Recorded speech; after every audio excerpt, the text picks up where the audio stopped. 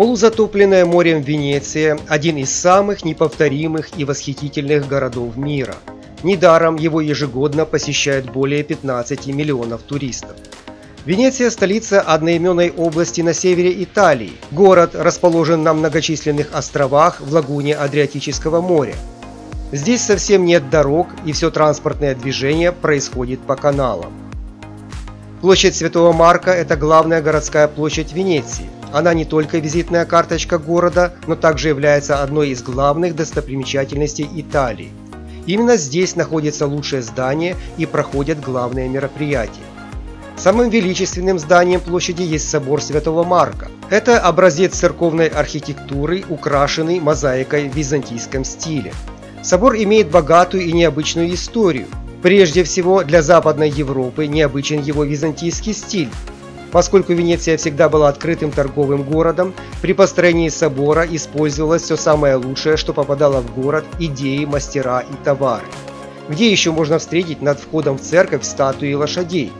В соборе много необычного. Именно здесь находятся мощи Святого Марка, привезенные крестоносцами еще в X веке, за столетие до начала постройки здания. Строительство продолжалось до конца XV века.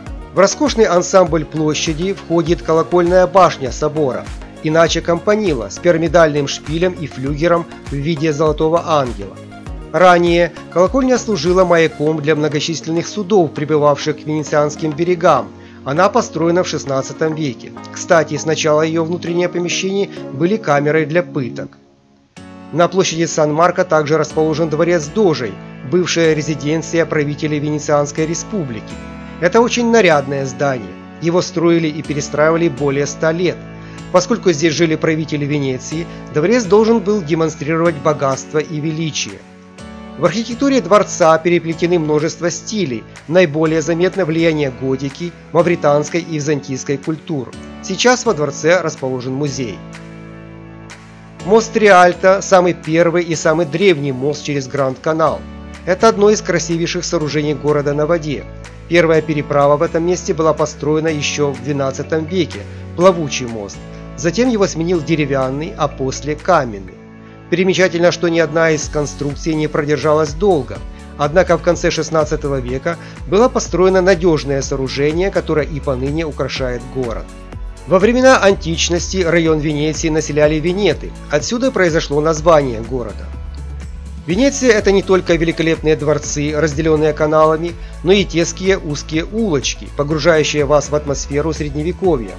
Несмотря на насаждаемый ореол романтики, везде заметны следы неумолимого разрушения. Венеция постепенно уходит под воду. С этим фактом столкнулись еще древние поселенцы, которые были вынуждены дважды перестраивать город, перебираясь на более высокие острова. Разрушение города ускоряется из-за увеличивающейся частоты наводнений в Венецианской лагуне. Для спасения города был разработан проект, предусматривающий постройку вокруг него герметичных барьеров. Проект получил одобрение специалистов и был торжественно открыт в 2003 году. Однако строительство дамб подвергается серьезной критике из-за низкой эффективности подобной защиты в Нидерландах и возможных негативных последствий для окружающей среды, ведь могут вымереть уникальные обитатели акватории лагуны.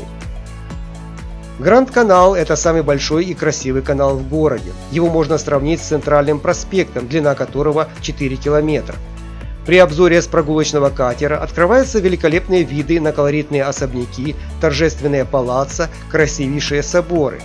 Сам канал проходит через весь город и фактически есть главной улицей. Длина канала 3800 метров, ширина от 30 до 70 метров, глубина 5 метров.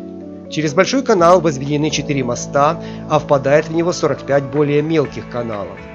Прогулки на гондолах или речных трамвайчиках очень популярны, поскольку все парадные фасады обращены к водной глади Большого канала. Здесь бросается в глаза собор Санта-Мария-делла-Салюте.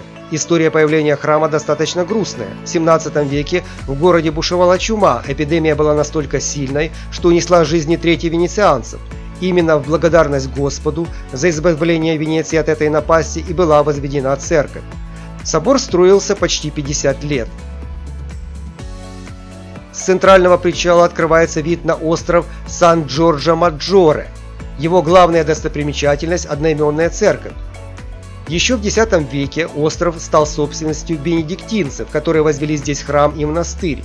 В XIII веке его разрушило землетрясение, и лишь к началу XVI века появилась новая церковь, построенная в стиле Ренессанса. Она и сейчас на острове. Трехэтажный мраморный фасад дворца Ка-Реццонико обращен в сторону Большого канала.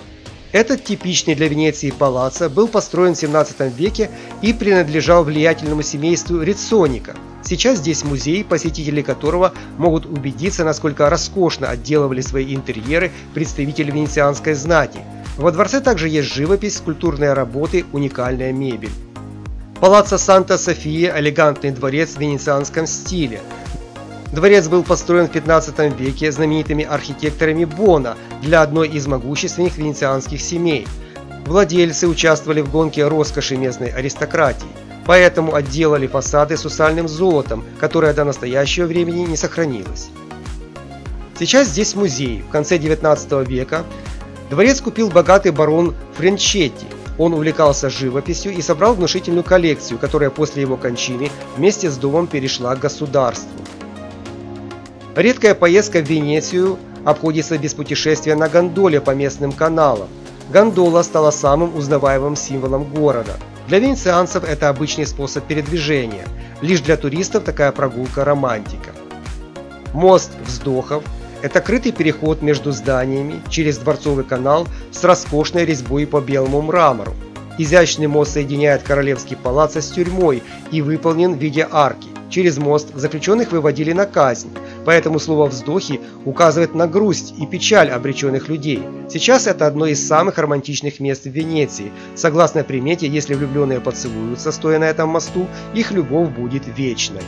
Зубчатые башни Арсенала соединяют деревянный мост через канал. Сейчас здесь находится выставочный зал и исследовательский центр, а сам Арсенал был основан в начале XII века, чтобы вооружать боевые галеры. Тут же был создан и знаменитый боевой корабль «Галеон». Кстати, Венеция построена на сваях из лиственницы, произрастающих в Альпах, которая почти не гниет в воде. Вечерняя Венеция обладает не меньшим шармом, чем дневная. Вечером следы разрушений не так заметны, и ты словно переносишься в другую эпоху. В прошлом веке Венеция довольно быстро, до 5 мм в год, погружалась в лагуну. В результате суша опустилась на 23 см. Основной причиной бедствия был промышленный забор воды из артезианских скважин и, как следствие, понижение водоносного слоя земли. На затопление города также влияет возрастающее давление наземных объектов, зданий, сооружений и людей. После закрытия скважин оседание города замедлилось, но не прекратилось. В 21 веке первое наводнение в Венеции случилось в 2008 году, недавнее в 2020 и 2021 годах. По расчетам ученых, Венеция может стать непригодной для жизни уже в 2028 году, а к 2100 году полностью затонуть, так что спешите увидеть.